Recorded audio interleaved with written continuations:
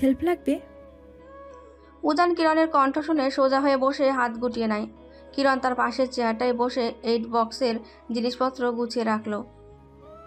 মুখ ফুটে বললে কি মুখ ক্ষয় হয়ে যাবে নাকি? উজানের চেয়ারের কাছাকাছি নিজের চেয়ার টেনে নিল কিরণ। তুলা দিয়ে উজানের কপালের ক্ষত পরিষ্কার করতে লাগলো। উজান একটা টু শব্দ করল না। দিগন্তে দৃষ্টি তার। কিরণ পরিষ্কার করতে করতে উপদেশ দেওয়ার স্বরে বলল, হ্যাঁ, একদম ঠিক হয়েছে। আমাকে কষ্ট দিয়ে তুমি তোমার ভাইয়ের লাইফে ঠেলে দিতে চাইছিলে না?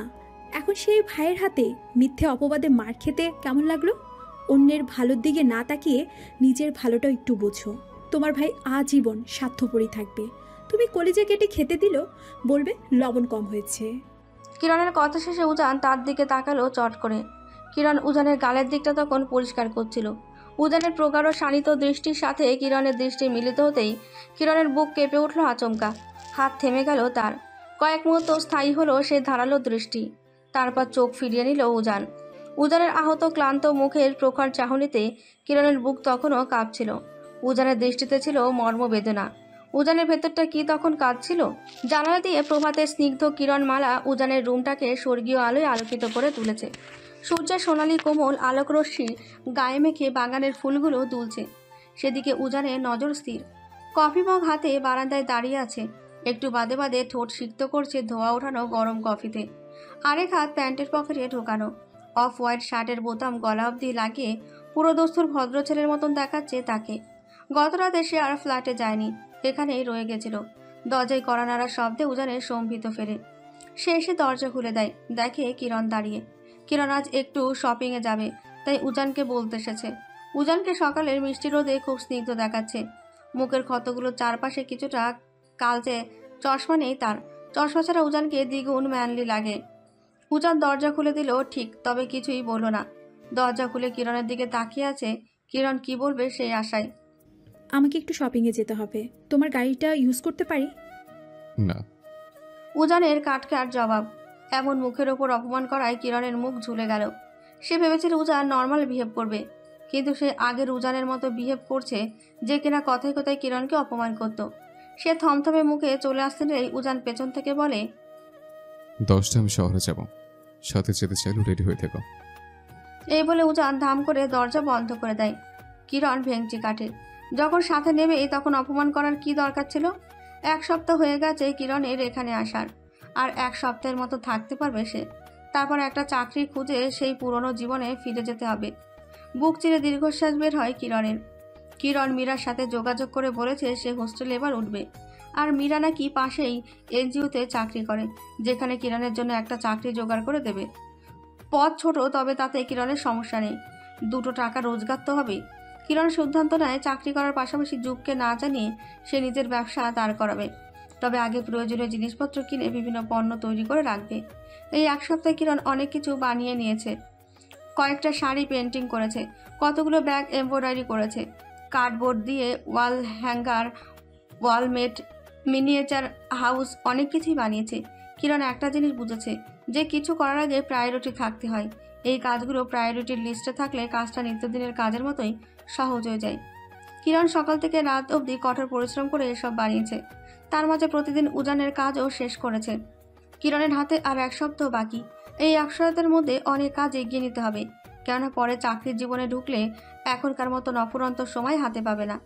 কিরণের কাছে মনে হলো উজান আর ফ্ল্যাটে যাবে না, এখানেই থাকবে। কেননা ভাইয়ের থেকে পাওয়া আঘাতের পর উজান যুগ সম্পর্কে একটা কথাও বলেনি। উজান বাংলোয় থাকলে কিরণের জন্য একটা সুবিধা, সে উজানকে বলবে তার কাছে কিছু মাটি বিক্রি করতে। উজানের কাছে কয়েক ধরনের মাটি আছে। মাটিগুলো কিরণ দেখেছে। এগুলো দিয়ে খুব সহজে অনেক কিছুই বানানো যাবে।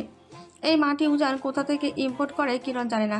কিরণের ইম্পোর্ট করার খরচ চালাতে পারবে না, তাই সে উজানকে বলবে তাকে কয়েক বস্তা মাটি দিতে, বিনিময়ে তার বেতনের থেকে কেটে নিতে। সেই মাটি দিয়ে কিরণ জিনিসপত্র বানাবে। ছোটবেলায় সে যে হোস্টেলে ছিল তার পাশে ছিল কুমোরশালা। সেখানে সে মাঝে মাঝে গিয়ে দেখতো কিভাবে কি বানায়। সে নিজেও চাচাদের বলে মাটি হাতে এটা সেটা বানাতো। তাই সে একটা পটারি উইল কিনবে। তারপর পূর্ব অভিজ্ঞতা কাজে লাগিয়ে আর এখন অনলাইনে দেখে নিজে বানাবে। মাটির হাঁড়ি, ফুলদানি, কাপ, পিরিচ, হাতের চুড়ি, আংটি, ইউটিউবে দেখেছে কয়েকজন আঙুলের সমান ছোট ছোট ফুলদানি, পুতুল ইত্যাদি বানাতে। সেও বানাবে এসব। তার কাছে এই ছোট জিনিসগুলো অনেক কিউট লাগে। কিরণের শখের শেষ নেই। তার চোখ চকচক করে যখন সে তার স্বপ্নের কথা ভাবে। নিজের দোকান, নিজ হাতে বানানো আসবাবপত্র, আহা, চোখের শান্তি, মনেরও শান্তি। কোথায় নামবে তুমি? উজানের আচানক প্রশ্নে ভাবনা সুতো কাটে কিরণের। সে এতক্ষণ গাড়িতে বসে কত কি কল্পনা করছিল। এখানে তুমি কি কোথাও যাবে এখন? হুম। রাস্তায় দৃষ্টি রেখে জবাব দেয় উজান। কিরণ কিছু না বলেই নেমে পড়ে। ভদ্রতার খাতিরে জানলা দিয়ে উজানকে বলে থ্যাঙ্কস। বলে সে উজানের জবাবের অপেক্ষা না করে চলে যায়। কারণ উজান জবাব দেবে না। কিন্তু কিরণকে অবাক করে দিয়ে উজান বলল, ওয়েলকাম। কিরণ পেছনে ফিরবে তার আগেই উজান গাড়ি টান দিল। কিরণ শপিং করে মীরার সাথে দেখা করতে এসেছে। হোস্টেল সুপারের সাথে কথা বলবে, কিন্তু তিনি এখন নেই। দুপুর 2টো বাজে। কিরণ 2 ঘন্টা ধরে অপেক্ষা করেছে। পরে যখন সুপারের আসার নাম নেই, তাই চলে যায়। মীরাও তার সাথে আসে। সে যাবে টিউশনিতে। তারা চৌরাস্তার মোড়ে গাড়ির জন্য অপেক্ষা করে। এখান থেকে একটা সিএনজি ধরে কিরণ উজানের বাংলোয় যাবে, আর মীরা মাঝপথেই নেমে যাবে। সিএনজির লাইন রাস্তার ওই পারে। সে হাতের ব্যাগগুলো নিয়ে রাস্তার 2 পাশে ভালো করে দেখে নিয়ে পার হতে নেয়। মীরা সামনে, কিরণ পেছনে। আচমকা বাম দিক থেকে ধেয়ে আসে একটা প্রাইভেট কার। কিরণ সেটা লক্ষ্য করেনি। সে হিসাব করছিল তার কত খরচ হয়েছে শপিংয়ে। আর কয়েক কদম ফেললেই রাস্তার এপারে চলে আসবে সে। ঠিক 4 সেকেন্ডের মধ্যেই গাড়িটি কিরণের বাহুতে ধাক্কা দেয়। ভাগ্য সহায় ছিল কিরণের যে মীরা তৎক্ষণাৎ গাড়িটিকে খেয়াল করে আর কিরণের হাত ধরে টান দিয়েছে। বিদায় তার শরীর গাড়ির নিচে চাপা পড়া থেকে রক্ষা পায়। আকস্মিক ঘটা ঘটনাটিতে কিরণের ব্রেন কয়েক মুহূর্তের জন্য ব্ল্যাঙ্ক হয়ে যায়। বুঝতে পারে না কি হলো তার সাথে। তার বাম হাতে তীব্র ব্যথা অনুভূত হওয়ার পর হুঁশ ফেরে। বাম হাত ব্যথা যেন ছিঁড়ে যাচ্ছে। হাতের ব্যাগ ফেলে রাস্তায় বসে পড়ে কিরণ। চোখ থেকে টপ টপ করে পানি পড়ে পিছঢালা রাস্তায় অদৃশ্য হয়ে যায়। মাথা দুলে ওঠে তার। দৃষ্টি অন্ধকারাচ্ছন্ন হয়ে যাচ্ছে ক্রমশ। চারদিক কেমন ঝাপসা, তিমিরে ডুবা। রাস্তায় মানুষের ভিড় জমে গেছে। গাড়িটি ভয়ে পালিয়েছে আলো আগেই। মীরা চিৎকার করে উঠল কিরণের অবস্থা দেখে। সে সহ কয়েকজন মহিলা এসে দ্রুত কিরণকে ওঠায় আর হাসপাতালে নিয়ে যায়। হাসপাতালের তীব্র ফিনাইলের গন্ধ কিরণের নাকে সুড়সুড়ি দেয়। মাথাটা ঝিমঝিম করে ওঠে তার। পিটপিট করে চোখ মেলে। বুঝতে সময় লাগে সে এখন কোথায় আছে। হাত নাড়াতে গিয়ে দেখে সে ডান হাত শুধু নাড়াতে পারছে, আরেক হাতের উপস্থিতি টের পাচ্ছে না সে, যেন অবশ হয়ে গেছে। শ্রান্ত চোখে সে আশপাশে দেখে, ভালো করে দেখতে পারল না। চোখ বুঝে এলো যন্ত্রণায়। কিরণ কিছুক্ষণ চোখকে বিশ্রাম দিয়ে আবার তাকায়। ছোট জানলা দিয়ে দেখে এখন রাত। উঠে বসার চেষ্টা করে, পারে না। উজান তখন মেডিসিনের প্যাকেট হাতে কেবিনে ঢোকে। কিরণকে বসার চেষ্টা করতে দেখে আদেশ করে সে। ডোন্ট মুভ কিরণ। কিছুটা হতচকিত হয় কিরণ। চোখ উঠিয়ে দেখে উজান দাঁড়িয়ে। তার পেছনে মীরার উদ্বিগ্ন চেহারা দেখা যায়। মীরা দ্রুত এসে কিরণের পাশে বসে। উৎকণ্ঠিত হয়ে বলে, এখন কেমন লাগছে কিরণ? বেশি ব্যথা করছে হাত? কিরণ জবাবে শুধু না বোধক মাথা নাড়ায়। ইশারায় বলে তাকে উঠে বসাতে।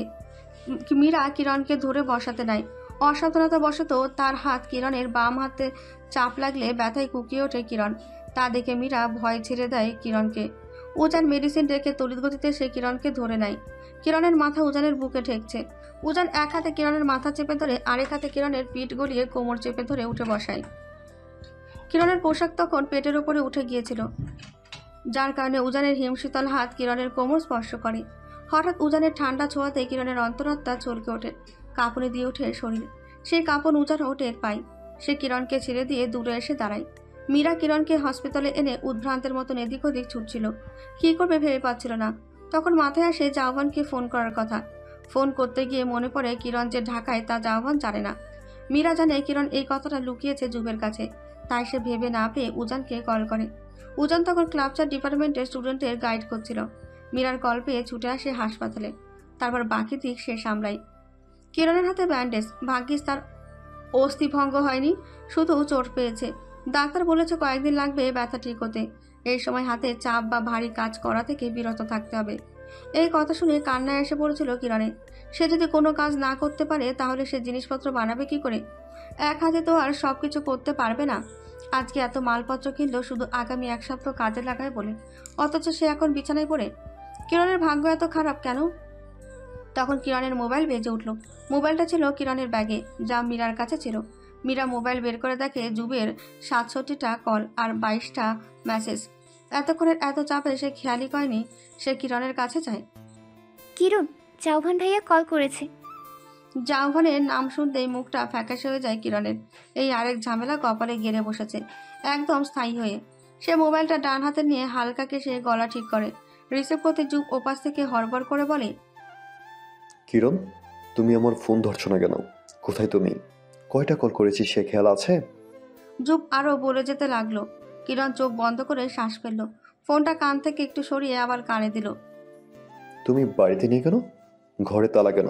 কোথায় গিয়েছো? তোমার ভাই আর মা কোথায়? কিরণ আশ্চর্যান্বিত হয়। কি বলছে জাউভান? কি বলছো এসব? তুমি কোথায় আগে সেটা বলো। ওপাশ থেকে যুবের ক্রোধান্বিত গলা শোনা যায়। আমি ময়মনসিং, তোর বাড়ির সামনে। জাউভান কথা শেষ করে না, থেমে যায়। বড় বড় শ্বাস ফেলতে থাকে। যুব না বললেও কিরণ বুঝলো যে যুব তাকে গালি দিতে গিয়ে থেমে গেছে। কিরণ খুবই অবাক হলো যখন যুব বলল সে ময়মনসিংহ। কথা বলছো না কেন? কোথায় তুমি? বাড়িতে আসবে কখন? গত 1 ঘন্টা ধরে আমি তোমার বাড়ির সামনে, তোমার কোনো খোঁজই নেই। যুব কর্কশ কণ্ঠে চেঁচিয়ে উঠল। কিরণ একবার উজানের দিকে তাকায়। উজান হাত বুকের কাছে ভাঁজ করে সামনে চেয়ারে বসে আছে, মাথা হেলান দিয়ে চোখ বুজে আছে, নিশ্চয়ই ঘুমাচ্ছে। রাত তো কম হয়নি। কিরণ মোবাইলটা সামনে এনে সময় দেখলো, রাত 2টো। তার মানে যুব এই মাঝরাতে তার বাড়িতে। তুমি বাড়িতে কেন গিয়েছো? কিরণ কিছুটা অস্থির হয়ে বলে। বাল ফালতে আসছি। হিসিস করে বলে যুব। তুমি ফোন ধরছিলে না, তাই এসেছি। ধীরে ধীরে যুবের মুখের ভাষা বড্ড খারাপ হচ্ছে। কথা বলতেও অসহ্য লাগছে কিরণের। যেদিন থেকে যুবের সাথে ইয়ানাকে ধরে ফেলেছে ওই দিন থেকে যুবের আরো অবনতি হচ্ছে যেন। উজান কি তাহলে যুবকে অ্যাক্সিডেন্টের ব্যাপারে কিছু বলেনি? কিরণ সাবধানে প্রশ্ন করে। উজানের সাথে তোমার কথা হয়েছে? অধৈর্য হয় জাউভান, ক্ষুব্ধ হয়ে বলে। ওর সাথে আমার কেন কথা হবে? ও কথা বাদ দাও, তুমি কোথায় আছো সেটা বলো। কিরণ বোঝে না উজান যে যুবের সাথে যোগাযোগ করেনি। এখন যদি যুবের সাথে উজানের ঝামেলা না থাকতো নিশ্চয় কিরণের সব খবর যুবকে দিয়ে দিত। ওই ঝামেলার রেস ধরে উজান যুবের সাথে আর কথা বলেনি। কিরণের বা সত্যিটা বলে। আমি ঢাকায়। হোয়াট? তুমি ঢাকায়? সিরিয়াসলি? আমাকে জানাওনি কেন? ভেবেছিলাম জানাবো, সময় পাইনি। ফাক ইওর টাইম। যুব চিৎকার করে ওঠে। আমি এখানে পাগল হয়ে যাচ্ছি তোমার টেনশনে, আর তুমি কি না? রাগে যুবের কণ্ঠস্বর কাঁপে। তুমি কি ফ্ল্যাটে? না, কোথায় তুমি এত রাতে? বাসা তো ছেড়ে দিয়েছো, এখন কোথায়? কার কাছে গিয়েছো? তাড়াতাড়ি বলো। যুবের গাড়ি চলার আওয়াজ শোনা যায়। কিরণ নিজেকে শান্ত রাখে। হাসপাতালে। হাসপাতালে কি? অ্যাক্সিডেন্ট করেছি। যুব জোরে ব্রেক কষে। মানে? আসলে আমি আজ ঢাকায় রওনা দিয়েছিলাম আর আসার পথে অ্যাক্সিডেন্ট করেছি। সত্যিটা চেপে যায় কিরণ। হাত তীর করে কাঁপে যুবের, কণ্ঠস্বর রোধ হয়ে আসে। অ্যাক্সিডেন্ট? তুমি কিভাবে? জাভানের অবস্থা বুঝতে পেরে কিরণ বলে। রিল্যাক্স যুব, কিচ্ছু হয়নি আমার। দেখছো না আমি ঠিকভাবে কথা বলছি তোমার সাথে, জাস্ট একটু ব্যথা পেয়েছি। টুট্টুর শব্দ শুনে কিরণ মোবাইল কান থেকে সরিয়ে চোখের সামনে নেয়। দেখে যুব কেটে দিয়েছে কল। কিরণ গাল ফুলিয়ে দীর্ঘশ্বাস ফেলে। চোখ ছুড়িয়ে সামনে তাকাতে দেখে উজানের দৃষ্টি সরাসরি কিরণের চোখের দিকে। কিছুটা থতমত খায় কিরণ, তবুও উজান দৃষ্টি সরায় না। এই না দেখলে উজান ঘুমাচ্ছিল। কিরণ, আমাকে যেতে হবে। পাশে দাঁড়ানো মীরার কথায় তার দিকে চায় কিরণ। এত রাত অবধি বাইরে থাকার কোনো নিয়মই নেই। 2টো বেজে গেছে অলরেডি। মীরা অসহায় চোখে তাকায়। যা তুই, এখন তো আমি ঠিক আছি, সমস্যা হবে না। গেলাম আমি। নিজের খেয়াল রাখিস, সাবধানে যাস। তুইও নিজের খেয়াল রাখিস। বাই। আর শোন, বল। তুই একটু কষ্ট করে যুবকে হসপিটালের ঠিকানা দিয়ে দিস। আচ্ছা। মীরা চলে যাওয়ার সময় উজানকে বলে। ভাইয়া, ওর একটু খেয়াল রাখেন প্লিজ। উজান নিশ্চুপ, তার দৃষ্টি তখনও কিরণের দিকে। মীরা চলে যায়। বাতাসে দম আটকানো অস্বস্তি টের পায় কিরণ, কারণ উজান চোখ সরাচ্ছেই না। কেমন কঠোর চেহারায় তার দিকে তাকিয়ে আছে, যেন এখনই কোনো পানিশমেন্ট দেবে। কিরণ কিছুটা অস্থির হয়ে এদিক সেদিক তাকায়। চোখের দৃষ্টি কোথায় নিবদ্ধ করবে বুঝতে পারছে না। ঘাড় ঘোরাতে পারছে না, হয় সামনে তাকাতে হবে নয়তো নিচের দিকে। সামনে পায়ের ওপর পা উঠিয়ে উজান বসা, নিচের দিকেও তাকিয়ে থাকা যায় না অনেকক্ষণ। সে এবার চোখ বন্ধ করে ফেললো। কিন্তু তাতে কিরণের মনে হলো যেন উজানের চাহনি আরও বেশি করে প্রখর হলো। সে চোখ খোলে। আজকে হঠাৎ এমন লাগছে কেন উজানের সামনে? আগে তো ঠিকই সে ওই চোখের দিকে অগ্নিঝরার দৃষ্টিতে তাকিয়ে থাকতে পারত। আজ এত জড়তা কেন? কিরণের গলা শুকিয়ে যায়। পানি খেতে চায় সে। দুর্ভাগ্যবশত টেবিলটা কিরণের বাম সাইডে। সে ডান হাত দিয়ে পানির গ্লাসটা ছুঁতে চায়, কিন্তু ব্যর্থ। তখন উজান চেয়ার ছেড়ে উঠে আসে। কিরণ আর চোখে তাকায়। তখন উজান কিরণের দিকে চেয়ে আছে। কিরণের দিকে চেয়ে পানির গ্লাস বাড়িয়ে দেয়। কিরণ ঢকঢক করে এক নিঃশ্বাসে পানি শেষ করে। ঠোঁটের কোণ বেয়ে গলা পর্যন্ত গড়িয়ে পড়ে পানি। কিরণের পানি খাওয়া শেষে উজান গ্লাসটা যথাস্থানে রেখে আগের জায়গায় ফিরে যায়। কি আজব, এখনো তার দিকে তাকিয়ে আছে। কিরণ চোখ মুখে হাত দিয়ে দেখে কিছু লেগে আছে কিনা, যার জন্য উজান এভাবে তাকিয়ে আছে। সময় যায়, কিন্তু উজানের হেলদোল হয় না। পরিস্থিতি স্বাভাবিক করতে হবে, তাই কিরণ ভেতরে ভেতরে সাহস সঞ্চার করে। আজ সাহসেরা সব গেল কই? সে নিজেকে প্রস্তুত করে খ্যাক করে উঠে বলে, কি সমস্যা? এমনি তাকায় আছেন কেন? উজান জবাব না দিয়ে অপলক চেয়ে থাকে। কিরণের দম বন্ধ হয়ে যায়। কি এক পরিস্থিতিতে পড়ল সে। উজান জবাব দিলে কিরণ পরিস্থিতি অন্যদিকে ঘোরাতে পারত, কিন্তু এই ছেলে তো বোবা হয়ে গেছে যেন। আবার প্রশ্ন করে কিরণ, জুবকে বলেনি কেন অ্যাক্সিডেন্টের ব্যাপারে? আপনার ভাই তো ওই রাত করে আমার বাড়ি চলে গেছে। কিরণের মাথা দপদপ করে জ্বলে ওঠে। উজানের আসলে সমস্যাটা কি? একটারও জবাব দেয় না, খালি তাকিয়ে আছে। বয়রা হয়ে গেছে নাকি? অস্বস্তিকর পরিবেশ। ও, অনেক ঘুম পাচ্ছে। কিরণ হাই তোলার ভান ধরে। আসলে তার একটুও ঘুম পায়নি, কিন্তু এই মুহূর্তে ঘুম ছাড়া আর কোনো রাস্তা পেল না। সে মুখের সামনে হাত দিয়ে হাই তুলতে তুলতে উজানের দিকে চেয়ে বলল, আপনিও ঘুমান। তারপর আশেপাশে তাকাতেই আফসোসের সুরে বলল, আহারে, এখানে তো কোনো সোফা টোফা নেই, তাই ঘুমাতেও পারবেন না। এক কাজ করুন, বাইরে চলে যান, একটা কেবিন ভাড়া করেন, নয়তো বাইরে চেয়ারগুলো শুয়ে পড়ুন। উজানকে সে আগের মতো স্ট্যাচু হয়ে থাকতে দেখে কিরণ এবার চাদর টেনে মুখ ঢেকে ফেলল। বোঝাতে চায় যে সে ঘুমাবে এখন। একদম হঠাৎ করে কিরণের মনে পড়ল সে এতক্ষণে উজানকে কি বলে সম্বোধন করেছে, আপনি।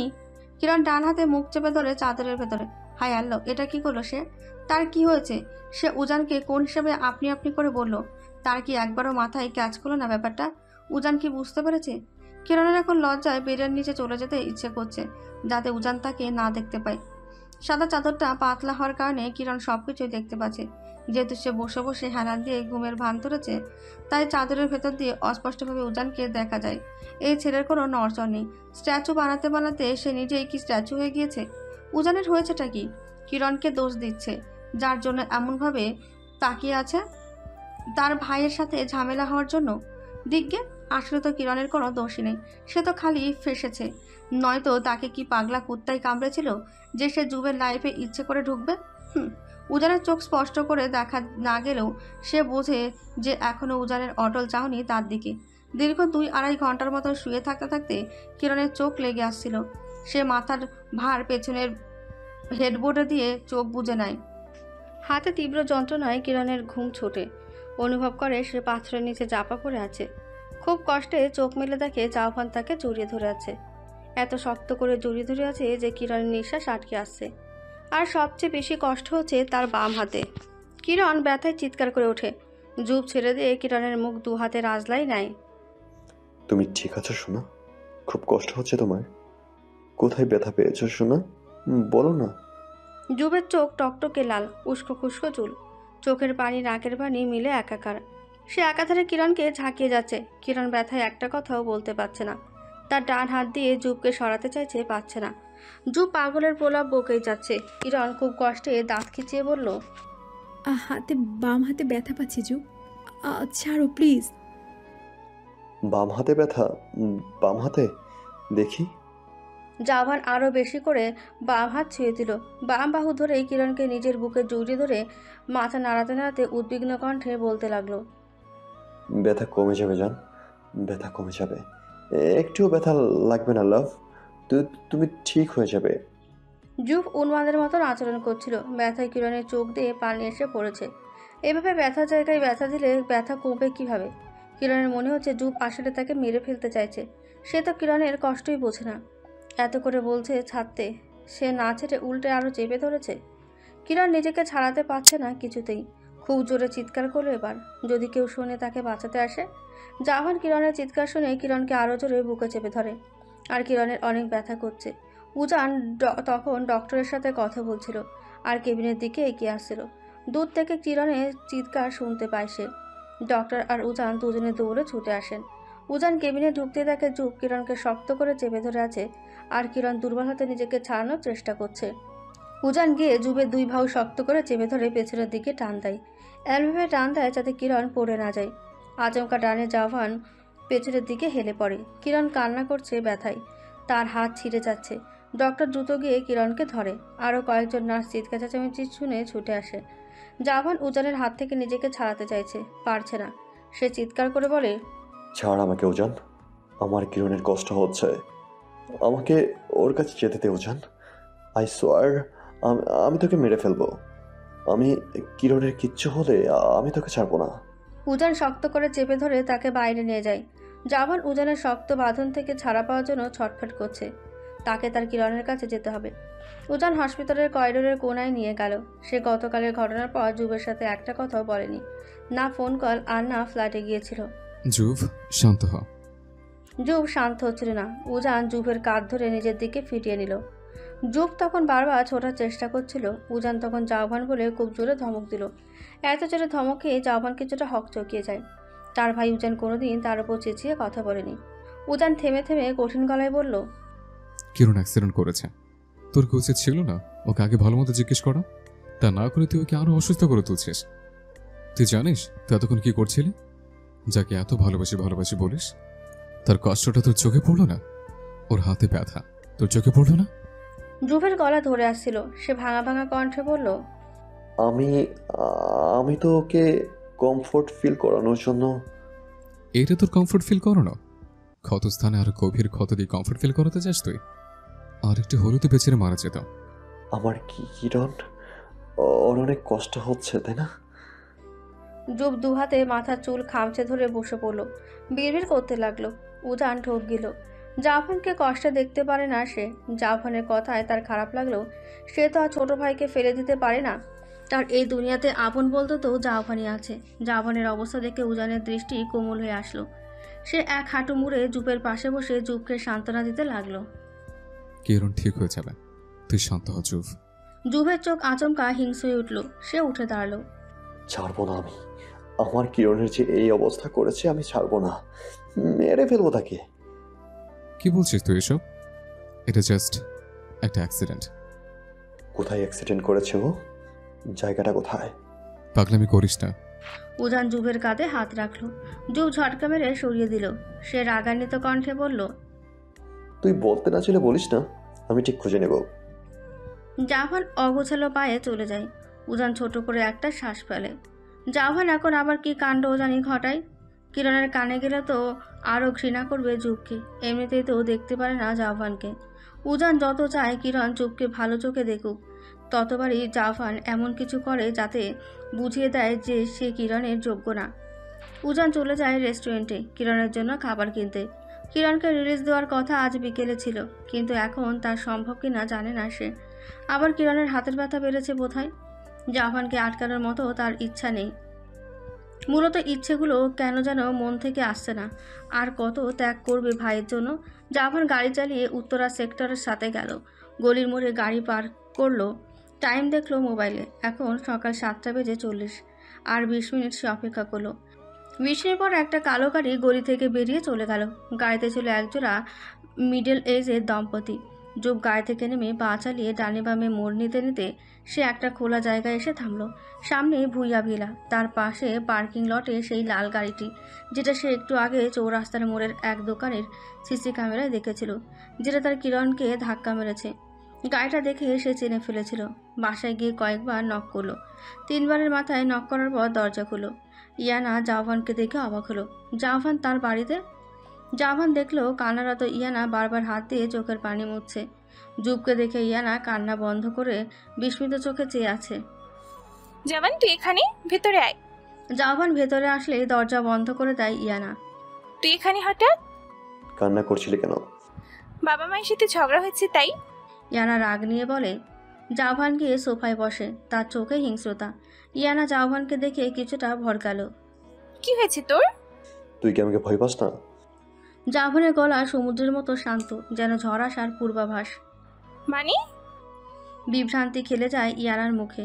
জাভান ঘাড় কাত করে ঘাড়ে হাত বুলাতে বুলাতে বলল, গতকাল যা ঘটালি তার জন্য যে আমি তোকে ছাড়বো না সেটা ভেবে কি একবারও তোর ভয় লাগলো না? ইয়ানার মেরুদণ্ড বেয়ে শীতল স্রোত বয়ে গেল, হাত পা হিম হয়ে আসলো। বাবা মায়ের সাথে ঝগড়ার পর তার আর গতকালের ঘটনা মাথায় ছিল না। জাভান কিভাবে জানলো? আমতামতা করে বলল, জুব, আই ক্যান এক্সপ্লেইন। ইয়ানার কথা শেষ হওয়ার আগে জাভান তেড়ে এসে ইয়ানার গলা জানলার পর্দার সাথে পেঁচিয়ে ধরল। ইয়ানা হাত দিয়ে জুবের হাত থাপ্পড় দিয়ে ছাড়াতে চাইল, শক্তিতে কুলাতে পারল না সে। গতকাল ইয়ানা চৌরাস্তার মোড়ে কিরণকে দেখে। কিরণকে দেখলে তার শরীরে আগুন জ্বলে ওঠে। এই একটা ছোট লোকের মেয়ে, অথচ তার কি তেজ! কতবার অপমান করলো কিরণ তাকে। কিরণকে অন্যমনস্ক হয়ে রাস্তা পারাতে দেখে তার মাথায় হঠাৎ কুবুদ্ধি ভর করলো। চেয়েছিল কিরণকে পানির না মেরে হাত পা ভেঙে দিয়ে বসিয়ে দেবে। জাভান তো আর পঙ্গু মেয়েকে বিয়ে করবে না। কিরণের পঙ্গুত্ব দেখলে তার ভালোবাসা নামক মোহ ঠিকই কেটে যাবে। কিরণের ওপর যখন গাড়ি চালিয়ে দিতে চাইছিল, কিরণের ওই বজ্জাত ফ্রেন্ড কিরণকে বাঁচিয়ে দেয়। তখন সে দ্রুত গাড়ি নিয়ে সরে পড়ে। এই ঘটনাটা জাভানের তো জানার কথা না। ইয়ানা শ্বাস নিতে পারছে না। জাভান জানলার পর্দা আরো শক্ত করে চেপে ইয়ানার গলায় দাঁতে দাঁত চেপে বলে, শুয়ারের বাচ্চা, তুই আমার জানকে মারতে চেয়েছিস। সেদিন নাটক করে আমার কিরণকে দূরে সরিয়ে দিতে চেয়েছিলি, আর গতকাল তুই আমার জানকে দুনিয়া থেকে সরিয়ে দিতে চেয়েছিলি। কুত্তার বাচ্চা, তোকে তো আজ আমি মেরেই ফেলবো। আমি আমার জানকে ফুলের টোকা লাগতে দেয় না, আর তুই জানোয়ার, আজকে তুই শেষ। ইয়ানা জিভা বেরিয়ে এলো, চোখ উল্টে গেল, শ্বাস বন্ধ হয়ে আসতে লাগলো ধীরে ধীরে। হাত পা তরপাতে থাকলো, ছটপট করতে লাগলো ডাঙায় তোলা মাছের মতন। কিরণকে দুপুরের খাবার খাইয়ে দিয়েছে জাভান। উজান রিলিজের সব ফর্ম পূরণ করে কেবিনে আসলো। কিরণকে অবস্থা যেহেতু গুরুতর না, তাই তাকে বিকেলেই রিলিজ দেওয়া হবে। কিরণকে নিয়ে যাওয়া হবে জাভানের বাসায়। কিরণকে না চাইতেও জাভানের বাসায় যেতে হবে। কোনো নার্স রাখবে না জুব, সে নিজেই খেয়াল রাখবে কিরণের। তা শুনে কিরণের এই ভেবে কিছুটা ভয় লাগলো। অসৎ চরিত্রের জাভান তার অসুস্থতার সুযোগ নিয়ে যদি উল্টোপাল্টা কিছু করে। যেহেতু কিরণকে জুবের ফ্ল্যাটে রাখবে, আর জাভানও সেই একই ফ্ল্যাটে থাকবে। কিরণ ভাবলো কিভাবে এই পরিস্থিতি থেকে বাঁচা যায়। জামা কাপড় চেঞ্জ করা, গা গোসল ধুয়ে দেওয়া, এসব সে জুবের হাতে করবে না। কিছুতেই না, কোনোভাবে না। কিন্তু এছাড়া আর উপায় কি? তখন কিরণকে বাঁচিয়ে দিয়ে উজান বললেন, কিরণ, তোমার মা আসছেন। উজান কিরণের অ্যাক্সিডেন্টের খবর জানিয়ে দিয়েছে মমতাজকে। তিনি মেয়ের অ্যাক্সিডেন্টের কথা শুনে নিজেকে ঠিক রাখতে পারলেন না। তিনি উজানকে বলেছেন তিনি আসবেন, কিয়াতকে নার্সরা দেখবে। এছাড়া আর কিয়াত যথেষ্ট বুদ্ধিমান, নিজের খেয়াল রাখতে পারবে।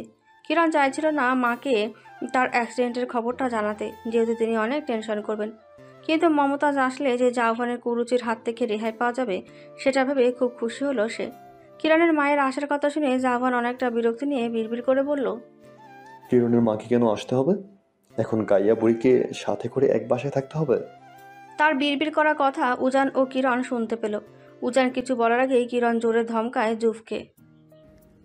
জাভান, ঠিক করে কথা বলো, উনি আমার মা হন। জাভান নিজের মনের কথা আর আড়াল করল না। ঈষৎ রেগে বলে, ঠিকই তো বলেছি, আমি চাইছি না তোমার আমার মাঝে কোনো পার্সন অ্যালাউ করতে। মুখ সামলে কথা বলো জুব। আমার মাকে থার্ড পার্সন বলার তুমি কে? তোমার আমার বিয়ে হয়েছে যে তুমি আমার মাকে থার্ড পার্সন বলো? নিজের মুখ সামলাও, নয়তো জোতা খুলে মারবো। কিরণের রেগে যাওয়াতে জাভান আরও বেশি রেগে যায়। সে হাতে থাকা ভাতের প্লেট উল্টে ফেলে কিরণের গায়ে। তরকারি ঝোলে কিরণের জামা সহ বুক পেট ভিজে যায়। ঘটনাটা এত দ্রুত ঘটে যে উজান কিরণকে বাঁচানোর সময় পায় না। সে হালকা ধমকে ওঠে জাভানকে। জুফ, বিহেভ ইয়োরসেলফ। কিরণ হতভম্ব ও রাগান্বিত।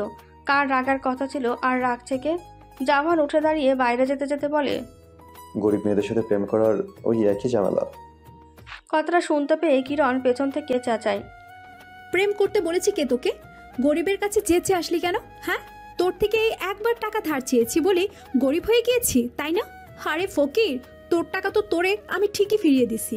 তুই ছোট লোক, তোর মনটা ছোট, খালি টাকা থাকলে বড় হওয়া যায় না, বেয়াদব। কিরণ ক্রমশ উত্তেজিত হয়ে পড়েছে। সে বড় বড় শ্বাস ফেলছে রাগে। যুগ চলে গেছে আরও আগেই। জাভানকে কথা শোনানোর জন্য উজানের উচিত ছিল কিরণকে ধমকে থামিয়ে দেওয়া, কিন্তু কেন যেন তার আর যুগকে ডিফেন্স করতে মন চাইল না। আগে জাভান অন্যায় করে যদি কিরণ উচিত কথা বলতো, তাহলে সে জাভানের অন্যায়কে হাইড করে উল্টো কিরণকে দোষ দিত। কিন্তু আজ যুভের অন্যায়ের জন্য কিরণকে মুখ খুলতে দিয়েছে সে। আর যুবের হয়ে কিচ্ছু করবে না সে। যুবের অন্যায়কেও সাপোর্ট করবে না। কিরণকে সে শান্ত হতে বলে। বিকেলের আগেই উজান কিরণকে নিয়ে চলে যায় তার বাংলোতে। জাওহানকে বলার প্রয়োজন বোধও করলো না সে। তারপর গিয়ে কিরণের মাকে রিসিভ করে বাংলোতে নিয়ে আসে। জাওহান বিকেলে হসপিটালে গিয়ে কিরণকে পায় না। রিসেপশনিস্ট বলে তাকে 1 ঘন্টা আগে রিলিজ দেওয়া হয়েছে। তা শুনে জাওহানের মাথা গরম হয়ে যায়। সে ফ্ল্যাটে গিয়েছিল তখন। তার আর কিরণের জন্য তার ফ্ল্যাট ঠিক করেছে, আর কিরণের মায়ের জন্য উজানের ফ্ল্যাট গুছিয়ে এসেছিল এখান থেকে কিরণকে নিয়ে যাবে বলে। অথচ কিরণকে নিয়ে উজান চলে গেছে তাকে না বলেই। উজানের সাহস কি করে হয়? বড় ভাই হয়েছে দেখে কি মাথা কিনে খাবে? জাওহান তখনই বাংলোতে যায়। আকাশের লালচে আভা তখন বিদায় নিয়ে সাজকে আগমন জানায়। রাস্তার পাশে শুধু ঘন জঙ্গল ছাড়া আর কিছুই নেই। তার মাঝে জাওহানের কালো মার্সিডিজ ফুল স্পিডে চলছে উজানের বাংলোর উদ্দেশ্যে। জাওহান উজানের বাড়িতে পৌঁছে জোরে জোরে কলিং বেল বাজাতে থাকে। উজান এসে দরজা খোলে। দরজা খোলা মাত্রই উজানকে দেখে হুট করে উজানের শার্টের কলার চেপে ধরে। কিরণকে নিয়ে আসার সাহস কি করে হয় তোর? তুই কে ওর? ওর জন্য এত দরদ কিসের? আমার আর কিরণের লাইফে ইন্টারফেয়ার করবি না একদম। জাফরের গলার স্বর উঁচু হয়। কিরণের মা ছিল রান্নাঘরে, মেয়ের জন্য গরম গরম চা বানাচ্ছিলেন। চেঁচামেচি শুনে তিনি দ্রুত আসেন। কিরণও ধীরে ধীরে হেঁটে চলে আসে। কিরণকে দেখে জাওহান উজানকে ছেড়ে দৌড়ে আসে। কিরণের হাত ধরার আগে উজান এসে জাওহানের হাত ধরে থামায়। জাওহান অগ্নিশর্মা চোখে তাকায় উজানের দিকে। হাত ছাড় উজি, কিরণকে আমি নিয়ে যাব আমার সাথে। কিরণ এই মুহূর্তে কোথাও যাবে না। উজানের হিমশীতল কণ্ঠ। তুই বলার কে? তুই নিয়ে যাওয়ার কে? পাল্টা প্রশ্ন করে উজান। এ কোন উজানকে দেখছে সে? উজান কিনা তাকে আটকাচ্ছে? ক্রোধে ফেটে পড়ে জাওহান। উজানের হাত থেকে হাত ছাড়াতে নাই। এত জোরে চেপে ধরেছে উজান যে জাওহান শক্তির সাথে পাচ্ছে না। কিরণ আমার হবু স্ত্রী। দিশেহারা কণ্ঠ জুভের। হয়ে নিক, তারপর অধিকার খাটিয়ে নিয়ে যাস, কিন্তু আপাতত কিরণ এখানেই থাকবে। জাওহান গর্জে ওঠে। কেন? আমার সাথে গেলে সমস্যা কি? ওই বুড়ি কিরণের মাকেও আমার সাথে নেব। তারা দুজনেই আমার ফ্ল্যাটে থাকবে। উজান ভালো করে জানে কিরণ আর কিরণের মা জাওহানের সাথে থাকলে যুব সারাদিন অপমান করবে তাদের। সে চেনে জাওহানকে। কিরণের মাকে যথাযথ সম্মান দেবে না, আর কিরণকেও মানসিক চাপের মধ্যে রাখবে। আর কিরণের হাতের ব্যথারও তোয়াক্কা করবে না। তাই সে তাদের ভালোর জন্য এখানে নিয়ে এসেছে। উজান অনুভূতিহীন চোখে তাকায় জাওহানের দিকে। গুরুগম্ভীর কণ্ঠে বলে, কিরণ যাবে না মানে যাবে না, এই কথাটা যেন আর রিপিট করা না লাগে। উজানের কণ্ঠে কিছু একটা ছিল যার কারণে জাওহানের কণ্ঠস্বর থেমে গেল। তার অগ্নিদৃষ্টিতে পানির ছিটা পড়ে। তার নিজের ভাইয়ের চোখের দিকে চেয়ে থাকতে পারছে না সে। কথা আটকে গেল গলায়। সে চোখ ফিরিয়ে নেয়। কিরণের দিকে চেয়ে থ্রেড দেয় তাকে। আমি তোমাকে বিয়ে করে বন্দি করে নেব কিরণ, যত পারো উড়ে নাও। তারপর সে সেখান থেকে প্রস্থান নেয়। জাওহান গেলে মমতাজ কিরণকে জিজ্ঞেস করে, এটা কে? উজানের ভাই। যার সাথে তোর বিয়ে হওয়ার কথা? হুম। নিস্তেজ কণ্ঠ কিরণের। মমতাজ কিরণকে রুমে নিয়ে গিয়ে ফিসফিস করে বলে, এই ছেলে কিভাবে উজানের ভাই হয়? দুইজন তো দেখি উত্তর দক্ষিণ। এই ছেলের ব্যবহার তো ভালো না। বড় ভাইয়ের কলার ধরে, বড়দের সম্মান করতে জানে না। আমাকে তো সালামটাও পর্যন্ত দিল না। তুই ওকে বিয়ে করবি কেন? কিরণ উত্তর দিতে পারল না, বলতে পারল না। তোমাদের ভালো থাকার জন্য আমাকে এই খারাপ ছেলেকে বিয়ে করতে হবে মা। কিরণ অন্য কথা বলে, বিয়ে টিয়ে পরের কথা, বাদ দাও তো। এইসব চিন্তা করে লাভ নেই। তুমি চা এনেছো? ওহরে, চা তো চুলায় বসিয়েছি, মনে নেই। মমতাজ অস্থির পায়ে রান্নাঘরে চলে যায়। মমতাজ গেলেই কিরণ বিছানায় বসে পড়ে। সে কি উজানের সাথে ডিল ক্যান্সেল করার ব্যাপারে বলবে? এখন তো দেখছে ভাইয়ের ভাইয়ে মিল নেই। তাহলে তো আর কিরণকে চাপ দিতে পারবে না উজান। ডিলটা ক্যান্সেল করে দিতে পারবে, কিন্তু সমস্যা হলো জাওহান তো ছাড়বে না কিরণকে। সে তো ঠিকই কিরণকে নিজের করে নিতে চাইবে। এখন সে আর উজানকে পরোয়া করবে না। এখন ডিল ক্যান্সেল করলেও কি আর না করলেও কি, জাওহান ঠিকই কিরণকে বিয়ের জন্য উঠে পড়ে লাগবে। কিরণের ভাবনা চিন্তার মাঝেই তার ফোন বেজে ওঠে। দেখে মীরা কতগুলো মিসড কল দিয়েছে। আজ সারাদিন কিরণের ফোনে চার্জ ছিল না, তাই সে জানতে পারেনি। সে মীরাকে কল ব্যাক করে। মীরা উপাস থেকে হন্তদন্ত হয়ে বলে, দোস্ত, জানিস কি হয়েছে? কি? ইয়ানা আত্মহত্যা করেছে। কি? কিরণ অবিশ্বাসের গলায় বলে, হ্যাঁ রে, সত্যি। আজ সকালে ওর লাশ উদ্ধার করেছে পুলিশ। পুরো ঘটনাটা বলো। আজ সকালে ইয়ানার বাপ মা কাজে চলে যায়, তো 9:30টায় ইয়ানার মা চলে আসে। উনি অফিসের ফাইল রেখে গেছেন বলে। এসে দেখি দরজা খোলা। ভিতরে গিয়ে দেখি ইয়ানা ওর রুমের ফ্যানের সাথে ঝুলছে। পরে পুলিশ টুলিশ আসছে। দেখি ওর টেবিলে একটা চিঠি লেখা ছিল, মা বাবা, তোমরা কোনোদিন আমার মন বোঝার চেষ্টাই করনি, আমার চাহিদা মেটাতেই পারোনি। আমি টাকা চাইলেই তোমাদের কাছে টাকা থাকে না। তোমরা মা বাবা হিসেবে ব্যর্থ। সব সময় বলো না যে আমি তোমাদের বোঝা। আজ তোমাদের বোঝা হালকা করলাম, ভালো থেকো। তারপর পুলিশ খবর নিয়ে জানি মা বাবার সাথে ইয়ানার প্রতিদিন ঝগড়া করতো টাকার জন্য। আজও ঝগড়াই করেছে, আর ও প্রতিদিন বলতো টাকা না দিলে মরে যাবে। তাই আজ ইয়ানার বাবা ওকে চর দিয়ে বলে, তুই মরে গেলেই আমাদের শান্তি। এই জন্যই ও আত্মহত্যা করেছে। একদমে বলে মীরা থামে। কিরণ চুপ করে থাকে। একবার সে দুদিনের জন্য ইয়ানার বাসায় ছিল। সেই দুদিনে দেখেছে ইয়ানার মা বাবার প্রতি ইয়ানার ব্যবহার, ইয়ানার টাকার প্রতি কত লোভ সেটা কিরণ জানে। কিন্তু ও যে এই কারণে আত্মহত্যা করবে সেটা সে কোনোদিন ভাবেনি। কিরণের হাতের ব্যথা কিছুটা কমেছে, হাত বেশি নাড়াতে পারে না। তবে এখন আর নিজের মা কাজে মায়ের সাহায্য লাগে না। কিরণের মা আজ 8 দিন এখানে থেকেছে তার সাথে। কিরণের বাকি 1 সপ্তাহ শেষ হয়ে গেছে। উজানের বাংলো ছেড়ে তার যাওয়ার কথা ছিল হোস্টেলে। সে উজানকেও বলেছিল সে চলে যাবে, কিন্তু এই দুর্ঘটনার পর হোস্টেলে থাকা একদমই বন্ধ হয়ে গেছে। কিরণ শুনেছে সিট নাকি বুক হয়ে গেছে, আর সিট খালি নেই। সিট তো আর কিরণের জন্য অপেক্ষা করবে না। এটা শুনে কিরণের চিন্তা আর শেষ নেই। এখন সে কোথায় থাকার জায়গা খুঁজবে? ঢাকা শহরে বাসা পাড়াও আকাশচুম্বী, যা কিরণের পক্ষে সামাল দেওয়া কষ্টকর। আবার উজানের বাসাতেও দীর্ঘদিন থাকা যাবে না। চক্ষু লজ্জা বলে একটা কথা আছে না? কিরণ উজানের রুমের বাইরে দাঁড়িয়ে ভেতরে যাবে কিনা ভাবছে। উজান বলেছিল কিরণকে 2 সপ্তাহ সময় দেওয়ার পর তাকে জাভনের হাতে তুলে দিয়ে আসবে। 2 সপ্তাহ অলরেডি শেষ, কিন্তু এই শেষ 1 সপ্তাহ কিরণ একবার উজানকে দেখল না সেই বিষয়ে কোনো কথা তুলতে। আর সবচেয়ে আশ্চর্যজনক ব্যাপার যেটা কিরণকে প্রতিদিন ভাবিয়ে তুলছে, তা হলো এই 8 দিনে একটাবারও জাভন তাকে কল করেনি। শেষ দিন দেখা হয়েছিল যেদিন জাভন কিরণকে হুমকি দিয়েছিল। এমন না যে কিরণ মিস করে জাভনকে, বরং আতঙ্কে থাকে। যদি জাভন কিছু উল্টোপাল্টা করে থাকে, কিরণ তার ভাইকে নিয়ে বেশি ভয় পায়। তার ছোট ভাই হসপিটালে, কিরণ সর্বদা তটস্থ থাকে। দিনে 100 বার হলেও ভাইকে কল দিয়ে জিজ্ঞেস করবে সব ঠিক আছে কিনা। মমতাজকে বলেছিল চলে যেতে। মমতাজ মেয়েকে একা ছাড়তে চায়নি, তিনি চলে যাবেন কালকে।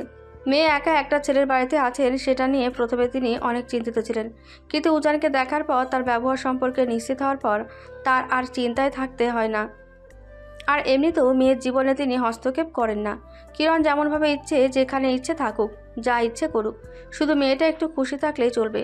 মেয়ের মুখে একটি হাসি ফুটুক, এই একটাই তার কামনা। কিরণ চাইছিল উজানের সাথে ডিল ক্যান্সেলের ব্যাপারে কথা বলবে, যেহেতু এই ডিল রাখার আর কোনো মানে দেখছে না সে। তবে তার একটা দিক দিয়ে অসুবিধা হবে। উজান কিরণের পরিবারকে যেই সুস্থ স্বাভাবিক জীবন দিয়েছে তা হয়তো খোয়াতে হবে। কিরণের ভাই আর মায়ের জন্য উত্তরাতে একটা ফ্ল্যাট কিনেছে, যেটা সে আজকেই মায়ের মুখ থেকে শুনেছে। তখন তার মাথায় আসে ফ্ল্যাটে থাকলে অন্তত তার বাসা ভাড়া কিংবা হোস্টেলের খরচ বেঁচে যাবে, আর মা আর কিয়াদের সাথেও একসাথে থাকা যাবে। কিন্তু এখন যখন ডিল ক্যান্সেলই করে দেবে, সেখানে তো উজান নিশ্চয়ই আর ফ্ল্যাট দেবে না। কিরণের এলোমেলো ভাবনার মাঝে হুট করে উজানের রুমের দরজাটা খুলে যায়।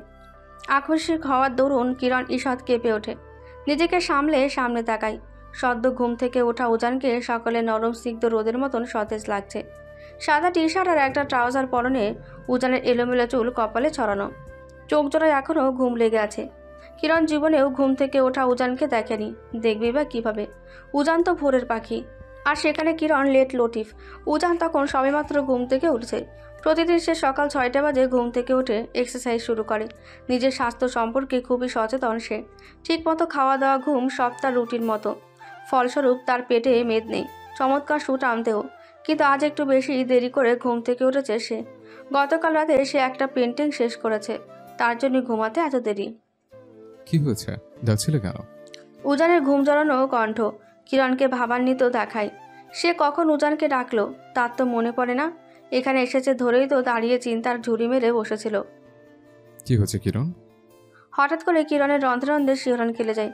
উজানের জড়ানো কণ্ঠে কিরণ ডাকটা খুবই আবেগী লাগছে তার কাছে, এমনকি সব কথাই। দরম করে দরজা আটকানোর আওয়াজে কিরণের হুঁশ ফেরে। দেখে উজান দরজা আটকে দিয়েছে। কি হলো এটা? ওহো, দোষটা তো তারই। সে তো কথা না বলে আজে বাজে চিন্তা করছিল। হতাশার শ্বাস ফেলে কিরণ চলে যেতে নাই, একবার বাড়াতে আবারও দরজা খোলার আওয়াজ। কিরণ পিছে ফিরে। উজান দরজা খুলে দরজায় হেলান দিয়ে দাঁড়িয়ে আছে। ভাবা শেষ? কিরণ ছোট করে বলে, হুম, কি জন্য এসছ? কিছু কথা ছিল তোমার সাথে। উজান দরজা পুরোটা মেলল। এসো। কিরণ রুমের ভেতরে যেতেই মন মাতানো সুগন্ধি তার নাকে এসে সুরসুরি দিল। উজান এখানে থাকা শুরু করার পর থেকে কিরণ কখনো আসেনি তার রুমে। উজানের রুমের ঘ্রাণটা মোহনীয়। কিরণ চোখ বুজে শ্বাস টেনে ঘ্রাণটাকে নিজের মধ্যে নিয়ে নেওয়ার চেষ্টা করলো। উজানকে জিজ্ঞেস করতে হবে সে কোন পারফিউম ইউজ করে। বসো, আমি আসছি। উজান রুমে থাকা সোফাটাকে দেখিয়ে ওয়াশরুমে চলে যায়। কিরণ ঘুরে ঘুরে রুমটাকে দেখতে থাকে। উজান এখানে থাকার পর অনেক আসবাব চেঞ্জ করেছে। উজানের রুমটা অনেক বড়, বড় হওয়ারই কথা, যেহেতু এটা মাস্টার বেডরুম। রুমটার কানায় কানায় শৌখিনতার ছোঁয়া। হেডবোর্ডের বড় একটা খাট, তার দুপাশে ছোট তেপায়া টেবিল, টেবিলের ওপরে ভাস্কর্য, দেয়ালে ক্যানভাসে আঁকা চোখ ধাঁধানো কিছু পেন্টিং, মেঝেতে বিশাল সাইজের কার্পেট, একপাশে সোফা সেট, কোনায় বিভিন্ন ধরনের ল্যাম্প, আর বারান্দার দেওয়ালটা সম্পূর্ণ কাচের। দিনের আলোয় ঝলমল করতে থাকে সারাটা রুম। কিরণ খেয়ে সোফায় বসে পড়ে। সোফা সাইডের দেওয়াল জুড়ে বড় একটা পেন্টিং, চারিদিকে থই থই করা নীল জল। জ্যোৎস্নার কোমল আলো ঝিকিমিকি করছে সমুদ্রের পানিতে। তার মাঝে একটি মেয়ে 2 হাত ছড়িয়ে সমুদ্রের বুকে আছড়ে পড়ছে। ছবিটা এতটাই জীবন্ত যে দেখলে মনে হয় চোখের সামনে সমুদ্র, ঢেউগুলো এসে এক্ষুনি পা ভিজিয়ে দিয়ে যাবে। মেয়েটাকে ছোঁয়া যাবে হাত বাড়ালি। পেন্টিংয়ের নাম কোনায় লেখা সায়র। উজান এসে কিরণের সামনে সোফাটায় বসে, তোয়ালে দিয়ে মুখ মুছতে মুছতে বলে, বলো, কি বলবে? ভেজা মুখের উজানকে সুদর্শন লাগছিল আরও বেশি। কিরণ উজানের থেকে চোখ ফিরিয়ে নিয়ে বারান্দায় দৃষ্টিপাত করলো। ডিলের ব্যাপারে আলোচনা করতে এসেছি। Deal cancel. কিরণ চমক লাগানো চোখে চায় উজানের দিকে। উজান ডিল ক্যান্সেল করে দিয়েছে, বিশ্বাস হয় না তার। তুমি শিওর উজি? হুম। তাহলে তোমার টাকা আমি ফি। উজান কিরণকে থামিয়ে দিয়ে বলে, ওসব নিয়ে তোমার চিন্তা করতে হবে না, আমি যা দেই তা ফিরিয়ে নিয়ে না। কিন্তু কোনো কিন্তু না, তোমাকে আমি কম হয়রানি করিনি। ছোট ভাইয়ের কথা ভাবতে গিয়ে তোমার জীবনটা শেষ করেছে, এগুলো সর হিসেবে রাখতে পারো। ভবিষ্যতে তোমার যদি কোনো সাহায্য লাগে আমাকে বলতে পারো, I am always there for you. Ujan একটু থেমে বলে, উত্তরে তোমাদের জন্য যে ফ্ল্যাট কিনেছে সেটাতে তোমরা চাইলে এই সপ্তাহে উঠতে পারো, সবকিছু ঠিকঠাক করে দেবো আমি, ততদিনই তুমি এখানে থাকতে পারো। কিরণের অনেক লজ্জা লাগছিল উজান তাকে এভাবে সাহায্য করছে দেখে, কিন্তু ভেতরের মনটা বলে উঠল, এটা সাহায্য না রে পাগল, এটা ক্ষতিপূরণ। তোকে তো জাহান্নামে ঠেলে দিতে চেয়েছিল সে, আজ সে নিজেই তোকে ফিরিয়ে এনেছে, সেটারই ক্ষতিপূরণ এসব। লজ্জা না পেয়ে মেনে নে। কিরণ অধিক কষ্টে মুখ ফুটে বলল, থ্যাঙ্কস। কিরণ যাওয়ার জন্য উঠে দাঁড়ায়। দরজার কাছে যেতেই উজান দরাস কণ্ঠে ডেকে ওঠে। কিরণ? কিরণের পা থমকায়, ঘাড় ঘোরায় উজানের দিকে। উজানের দৃষ্টি তখন সামনে টানানো সায়র পেন্টিংটার দিকে। সেখানে দৃষ্টি আবদ্ধ করে ধীর স্বরে বলল, সরি। কিরণ আর কিছু বলল না, শব্দহীন পায়ে উজানের রুম ত্যাগ করে। বেলা মধ্যাহ্ন। দুপুরের খাবার তৈরি করছেন মমতাজ। চিংড়ি মাছ ভর্তা, কলা ভর্তা, মুরগির মাংস আর চিংড়ি মালাইকারি। উজান তখন সিঁড়ি বেয়ে নিচে নেমে আসে, রান্নাঘরে যায় নিজের খাবার তৈরি করতে। উজানকে রান্নাঘরে দেখে মমতাজ বলেন, উজান বাবা, তোমার আজ কিছু করতে হবে না, আজ তুমি আমাদের সাথে খাবে। উজান তার নিজের রান্না নিজে করে ওপরে নিয়ে যেত, একা একা খেতে তার পছন্দ। মমতাজ আর কিরণ নিচেই ডাইনিংয়ে খেত। মমতাজের আগে যতবার উজানকে ডাকতে চেয়েছে কিরণ ততবারই বারণ করেছে।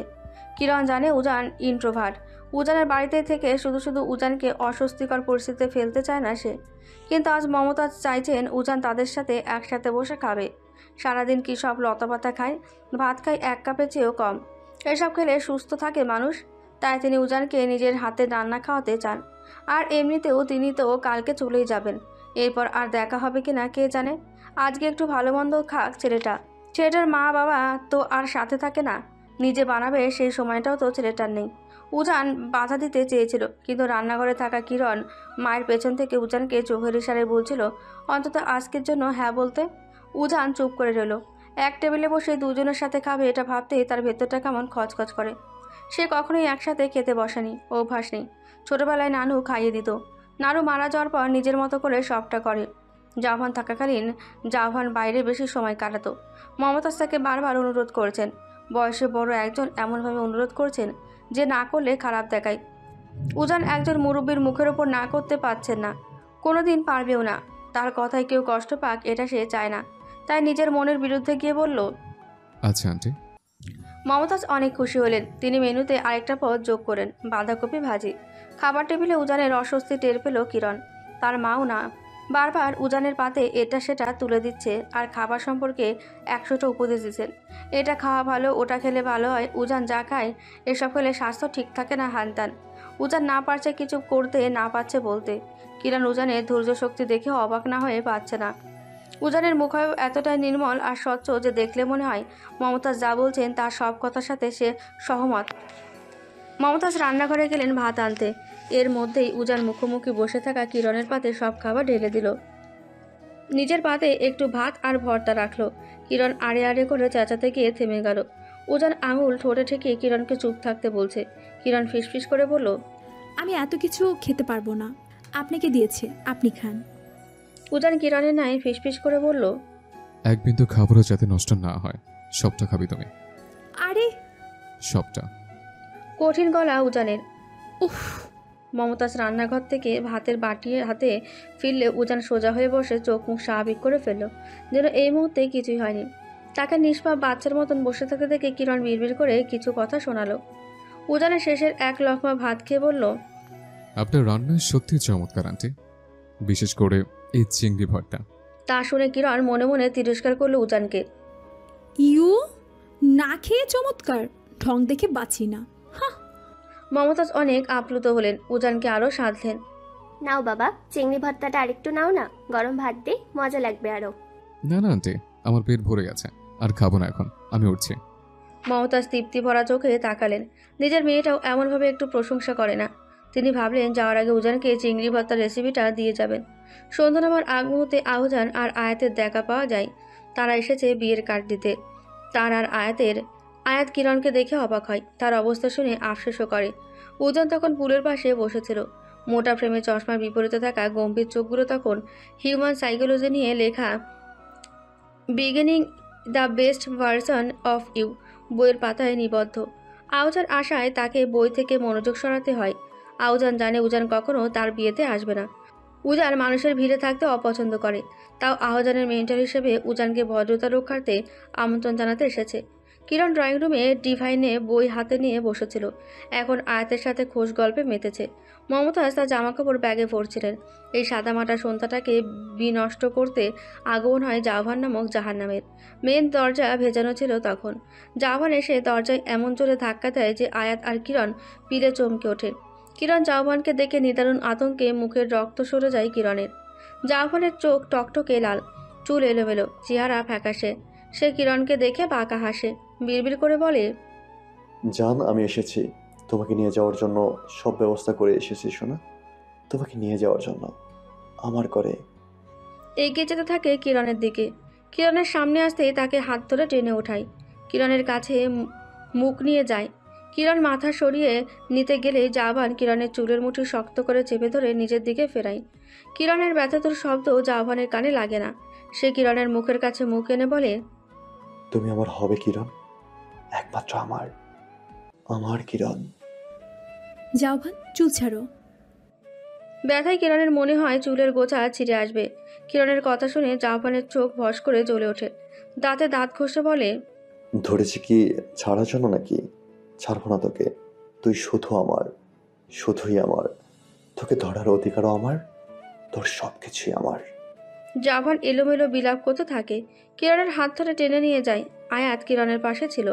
সে দুরু দুরু বুকে বলে, কিরণকে ছাড়ুন ভাইয়া। জাভান ঘাড় কাত করে তাকায় আয়াতের দিকে। আয়াতের গলা শুকিয়ে গেল ভয়ে। জাভান আয়াতের কাঁধ ধরে জোরে ধাক্কা মারে আচমকা। সে গিয়ে টি টেবিলের ওপর আছড়ে পড়ে। তারপর কিরণের চুল ধরে আবার টানতে টানতে নিয়ে যায়। চেঁচামেচি শুনে উজান আর আহজান ঘরে আসে। মমতাজও বেরিয়ে আসেন। আহজান ছোটে আয়াতের কাছে। ততক্ষণে জাভান কিরণকে দরজার বাইরে নিয়ে গেছে। কিরণ বাইরের পিলার শক্ত করে চেপে ধরল ডান হাতে। সে কিছুতেই জাভানের সাথে নিজের জীবন আর জড়াতে চায় না। উজান তো বলেছিল তাকে সাহায্য করবে। এখন এই আপদের হাত থেকে বাঁচানোর জন্য সে সাহায্য চাইলে কি উজান না করবে? কিরণ ছটফট করতে লাগলো। ছাড়ো জাভান, আমি যাব না তোমার সাথে কোথাও। জাভান চুল ছেড়ে কিরণের ডান হাত চেপে ধরে, পিলার থেকে কিরণের হাত ছাড়াতে ছাড়াতে বলে, যাবি না মানে? তোর ঘাড় যাবে। কত মিথ্যে বলেছিস আমায় তুই। এই বাড়ি থেকে আমাকে বলতি তুই নিজের দেশের বাড়ি। মিথ্যাবাদী। অনেক হয়েছে। আজকে তোকে নিজের করে ছাড়বো আমি। তোকে বিয়ে করার সব বন্দোবস্ত করে এসেছি আমি। চল, আজ তোর আমার বিয়ে হবে, তারপর হবে আমাদের সুহাগ রাত। আজকে তোমায় অনেক আদর করবো কিরণ, কোনো কষ্ট দেব না, বিশ্বাস করো। কিরণের চোখে পানি চলে এসেছে হাতের ব্যথায়, হাত মুচড়ে ধরেছে জাভান। সে হেসকে তুলতে তুলতে বলে, তোকে বিয়ে করব না আমি, নরকে যাওয়ার ইচ্ছে নেই আমার। জাভান উচ্চস্বরে বলল, কেন বিয়ে করবি না তুই আমায়? কেন করবি না? একটা বছর হয়ে গিয়েছে তোর পিছনে আমি কুত্তার মতো ঘুরেছি বিয়ের জন্য, তুই পাত্তাই দাস না। কি সমস্যা তোর বিয়ে করলে? যতবারই বিয়ের কথা বলি ততবারই তোর না না না আর না।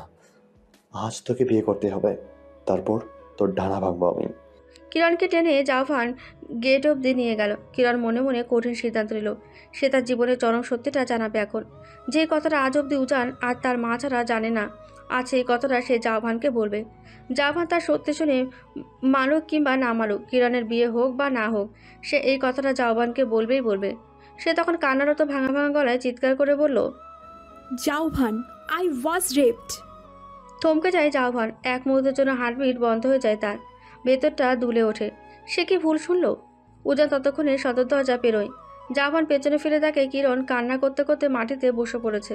তার কানে কিরণের বলা কথাটা বেজে ওঠে বারংবার। কিরণের হাত ধরা তার হাতটা আলগা হয়ে যায়। কিরণের তখন 6 বছর বয়স। ছোট্ট আদুরে কিরণ ছিল মায়ের চোখের মণি। কিছুটা বোকাও ছিল বইকি। শান্তশিষ্ট বোকা স্বভাবের কিরণ স্কুলে সবসময় চুপচাপ থাকতো। প্রাথমিকে সে তখন পড়তো। সে ছিল ফার্স্ট গার্ল। তা নিয়ে তার আরও 2 জন সহপাঠী খুবই হিংসে করত। কতবার ক্লাস শেষে কিরণকে স্কুলের পেছনে নিয়ে টিজ করেছে হিসেব নেই। কিরণের মসৃণ চুল ধরে টানতো, কিংবা তার পেন্সিল কলম কেটে নিত। আবার কলম দিয়ে সাদা ড্রেসে আঁকিবুকি করে কিরণের ড্রেস নষ্ট করত। ভীতু কিরণ চুপি চুপি কান্না করত, মাকেও বলতো না। মেয়ে দুটো হুমকি দিয়েছিল, কিরণ যদি তার মাকে বলে দেয় তাহলে তারা কিরণের বই খাতা ছিঁড়ে কিরণকেও নদীতে ফেলে দেবে। এই ভয়ে কিরণ কাউকে বলতো না। স্কুলে তার কোনো ফ্রেন্ড না থাকলেও বাড়িতে বন্ধুবান্ধবের অভাব নেই। এই পাড়ার ময়না, ওই পাড়ার রাজু, সবার সাথে কিরণের ভাব। একদিন সে দেখে তার বাসায় নতুন একটা আঙ্কেল, এটা নাকি তার আব্বা। কিরণ কখনো কাউকে আব্বা ডাকেনি, সে জানে না বাবারা কেমন হয়। তাকে বলেছিল তার আব্বা বিদেশ থাকে, একদিন ঠিক আসবে তার কাছে। সবাই বলে কিরণ নাকি তার আব্বার মতন দেখতে। কিরণ আয়নায় গিয়ে নিজের চেহারা দেখে আর লোকটার চেহারা দেখে বারবার, কই তার সাথে তো এই লোকটার চেহারা কোনো মিল নেই। তখন তার মা মমতাজ আঙ্কেলটাকে দেখিয়ে দিয়ে বলে, মা কিরণ, এখন থেকে তুমি ওনাকে আব্বা ডাকবে, কেমন? ডাকো, আব্বা বলো। কিরণের ছোট্ট মাথায় ঢোকে না কেন তার বাবা এত দেরি করে আসলেন, কেন এতদিন তার কাছে ছিল না। লোকটি তাকে 2 হাত বাড়িয়ে কাছে আসতে বললেন। তার মা তাকে উৎসাহ দিচ্ছে কাছে যাওয়ার জন্য।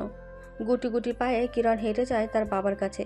লোকটি 2 হাত বাড়িয়ে কিরণকে কোলে তুলে নিল। কিরণ জড়তা নিয়ে বলল, আব্বা। লোকটির চোখ মুখ উজ্জ্বল হলো। কিরণকে বুকে জড়িয়ে ধরলেন। সেই বুকে কিরণ শান্তি খুঁজে পেল হঠাৎ করে। সেও তার ছোট ছোট হাত দিয়ে তার আব্বার গলা জড়িয়ে ধরল। এখন থেকে সে সবাইকে বলতে পারবে তার আব্বা আছে। কিরণের বাবা তাকে প্রতিদিন স্কুলে নিয়ে যেত। বাবাকে পাশে পেয়ে কিরণের ভয় দূর হলো। সে তার সহপাঠীদের বলল এখন যদি তারা কিছু করে তাকে, তাহলে সে তার আব্বাকে বলে সবাইকে পুলিশে দিয়ে দেবে। সহপাঠীরা জেলে ঢোকার ভয়ে কিরণকে কিছু করতে পারত না। আর কিরণ তখন মাথা উঁচিয়ে চলাফেরা করত। কিরণের বাবা সবসময় তার ঢাল হয়ে পাশে থাকতো। সে তার বাবাকে ডাকে সুপারম্যান। একদিন তার বাবা তাকে নিয়ে গেল কাকন পাড়ায়।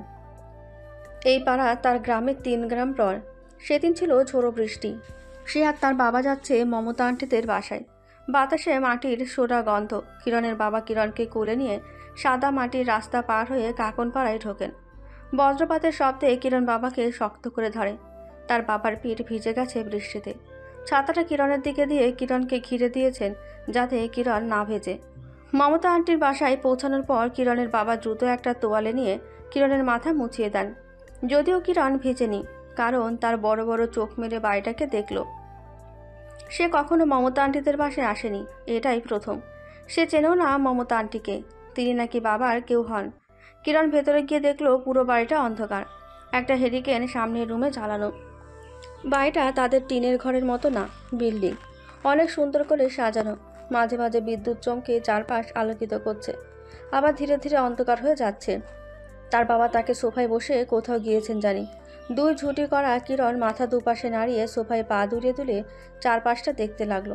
তার হাতে ম্যাঙ্গো বার। হঠাৎ এমন জোরে বিদ্যুৎ চমকালো যে কিরণের ছোট্ট আত্মা বেরিয়ে আসার উপক্রম। সে চিৎকারে উঠে উঠল, কান চেপে ধরল দু হাতে। ম্যাঙ্গো বার পড়ে গেল মেঝেতে। মামনি ভয় পেলে নাকি? কারো গলার স্বর শুনে কিরণ চোখ মেলে তাকায়, কাউকে দেখতে পায় না অন্ধকারে। তখন আবার বিজলি চমকালো। বিজলির ঝলকানিতে সে দেখলো একজন লোক তার সোফার পাশে দাঁড়িয়ে আছে। লোকটা ঠিক তার বাবার বয়সী। তখন সে তার বাবাকে দেখলো পাশে। লোকটা কিরণকে এক পলক দেখে চলে গেল কোথাও। কিরণের বাবা এসে কিরণের দিকে দু হাত বাড়িয়ে দিতে সে ঝাঁপিয়ে পড়ল বাবার বুকে। তার বাবা তাকে কোলে করে একটা রুমে নিয়ে গেল। খাটে বসিয়ে তার পাশে বসলেন তিনি। কিরণ দেখলো ওই লোকটা খাটের সামনে চেয়ারে বসে আছে। কিরণ আম্মু। কিরণ বাবার দিকে চায়। জি আব্বা। কিরণের বাবা কিরণকে নিজের কোলে বসে কপালে চুমু দিলেন। আব্বা তোমাকে কত ভালোবাসি জানো? কিরণের মুখে হাসি ফুটল। সে হাসি হাসি মুখে বলল, জি আব্বা জানি। কিরণের বাবা কিরণের নিষ্পাপ মুখের দিকে চেয়ে বলল, তাহলে বলো তো কত ভালোবাসি? কিরণ দু হাত দুই পাশে ছড়িয়ে দিয়ে বলল, এতগুলো? তুমি আমাকে কতগুলো ভালোবাসো? কিরণ হাতগুলো আগের চেয়েও টান টান করতে লাগলো। কিরণের বাবা তার মাথায় হাত বুলিয়ে বললেন, এই তো আমার ভালো। এখন শোনো, এই যে আঙ্কেলটা দেখছো না, তিনি লোকটার দিকে আঙুল দিয়ে নির্দেশ দিল। কিরণ তার দিকে তাকালো। এই আঙ্কেলটা তোমাকে অনেক ভালোবাসে জানো? আমি তো আঙ্কেলটাকে চিনি না আব্বা। কিন্তু উনি তোমাকে চেনে। তুমি যখন ছোট ছিলে তখন থেকে চিনতো। উনি কিন্তু তোমাকে আমার চেয়েও বেশি ভালোবাসে। কিরণের কথাটা বিশ্বাস হলো না। তার আব্বার চেয়ে বেশি এই দুনিয়ায় কেউ তাকে ভালোবাসতে পারে না। না না। কিরণের চিন্তিত মুখ দেখে তার বাবা বলল, ওই আঙ্কেলটা তোমার জন্য অনেক আইসক্রিম কিনে রেখেছে, অনেক চকলেটও আছে। কিরণের চোখ চকচক করে ওঠে।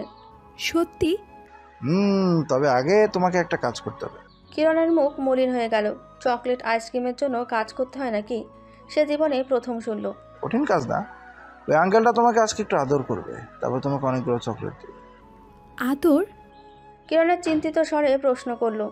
কিরণের বাবা কিরণের কপালে আর গালে চুমু দিয়ে বলল, এই যে আব্বা যেমন তোমাকে আদর করি, এই আঙ্কেলটাও তোমাকে এভাবে আদর করে। তুমি আঙ্কেলটাকে এভাবে আদর দিয়ে আসো, যাও মা।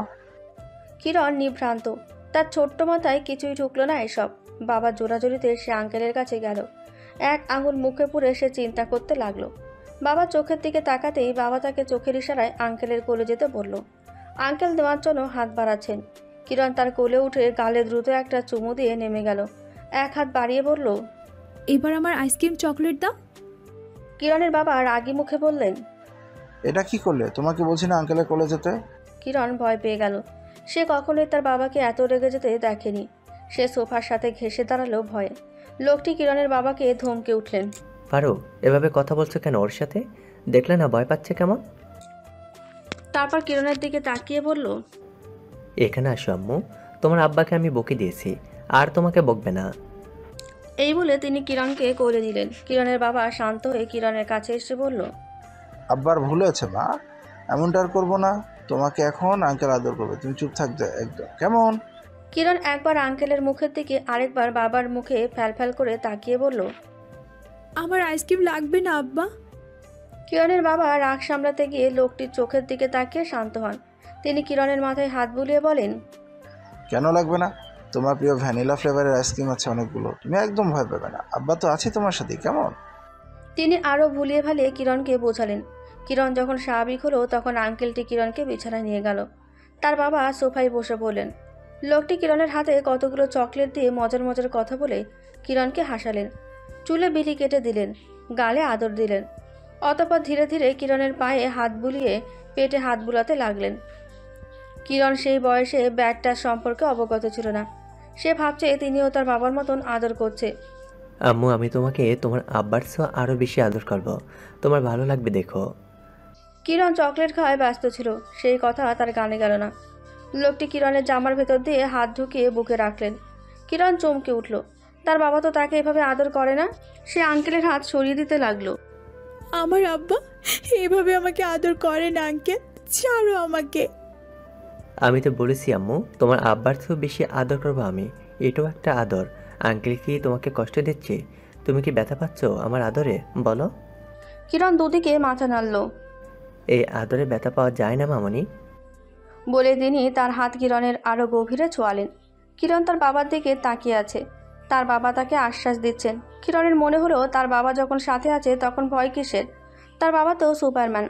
তার বাবা যেহেতু একা ভালো বলেছে তাই এটাই ভালো। লোকটা কিরণকে খাটে শুইয়ে তার অন্তরঙ্গে হাত ছোঁয়ালেন। এভাবে আস্তে ধীরে তিনি চরম পর্যায়ে চলে গেলেন। কিরণ চিৎকার করে উঠল। তার চোখ বেয়ে পানি ঝরছে অনবরত। তার বাবা পাশে এসে তার চুলে হাত বুলিয়ে বিভিন্ন কথা বলে যেতে লাগলো। কিন্তু কিরণের যন্ত্রণায় তার মাথায় কিছুই ঢুকছিল না। সে পরপর অনেকবার চিৎকার করে উঠল। ঝড়ের দাপটে তার চিকন কণ্ঠের চিৎকার আশেপাশে কারো কানে গেল না। সে আর্তনাদ করে বাবাকে ডেকে উঠল। তার সুপারম্যান বাবা তাকে যন্ত্রণা থেকে মুক্তি দেবে এই আশায়। আব্বা, আব্বা, ও আব্বা, আমার অনেক ব্যথা করছে আব্বা, আঙ্কেলকে বলো সরতে, আব্বা। সে অনবরত বাবাকে ডেকে চলছে। তার আত্মচিৎকার বাবা নামক মানুষটার হৃদয় অবধি পৌঁছালো না। বোধ করি কান অবধিও যায়নি। কিরণের ছোট দেহটা নগ্ন অবস্থায় বিছানায় পড়ে। তার চারিদিকে রক্তমাখা। আঙ্কেল নামক লোকটি তার হাতে কি যেন দিয়েছেন। এটা হাসপাতালে দেখেছে কিরণ। একটা প্যাকেটের সাথে পাইপ লাগিয়ে হাত অবধি দেওয়া। কিরণের দুর্বল চোখজোড়া আধ বোঝা। সে বিড়বিড় করে বাবাকে ডাকছে। তার চুল এলোমেলো, কোমল শরীরটায় নৃশংসতার ছাপ। সে আধ বোঝা চোখে এতটুকু দেখতে পেল তার আব্বাকে ওই আঙ্কেলটা কয়েক বান্ডিল টাকা তুলে দিচ্ছেন। তার চোখ বুজে আসছে, শরীর ব্যথা করছে। অচৈতন্য হারাবার মুহূর্তে সে আবছা করে শুনতে পেল ওই লোকটা বলছে, কালকে আবার ডাবল পাবে। সকালে কিরণের যখন ঘুম ভাঙলো সে দেখলো তার গায়ে নতুন জামা। বাইরে এখনও ঝমঝমিয়ে বৃষ্টি পড়ছে। ওই পাইপটা এখনও তার হাতে লাগানো। সে উঠে বসার চেষ্টা করলো, পারল না। গতকালকের ব্যথা অনেকটা কমেছে। তার মনে হয় তার গায়ে কেউ আগুন জ্বালিয়ে দিয়েছিল। একবার চুলার কাছে লকড়ি দিয়ে দুষ্টুমি করতে গিয়ে হাতে আগুন লেগেছিল। সেই রকম ব্যথা তার শরীরে। সে দেখলো তার বাবা দরজা খুলে আসছে। তার মুখে লেপ্টে আছে চওড়া হাসি, হাতে কত রকমের খাবার। তিনি এসে কিরণকে ধরে উঠিয়ে বসিয়ে দিলেন। কিরণ বাবাকে শক্ত করে জড়িয়ে ধরে কেঁদে ফেলল। কান্নার তোরে সে কিছু বলতে পারল না, শুধু বলল, আব্বা, আব্বা।